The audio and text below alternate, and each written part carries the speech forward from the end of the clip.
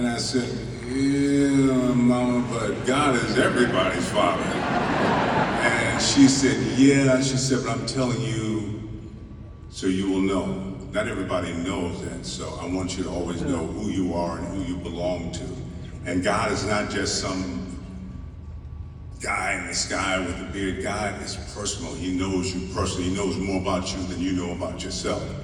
And you can ask, you can speak to God. There's a place in your heart that you can go to that only you can go. And you can speak with God. You can ask a question and expect an answer. And He wants you to live your best life. I remember growing up and I would say, you know, to join church, you can't do this and you can't do that. And how come God wants you to do all that? And she said, no, it's not for God.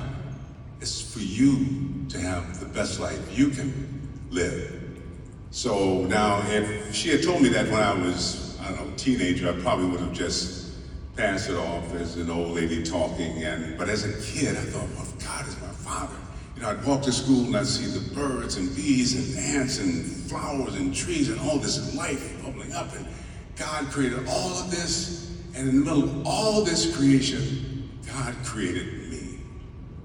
He took time to create me. My grandma would say, you know, you're not an accident. You're special. There's a purpose and there's a reason for you being here. The universe would not be the same without you. That's how important you are. And so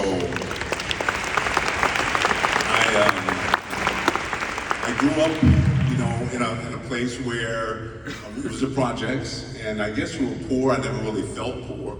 I mean, there were some poor people there, but it wasn't us. I mean,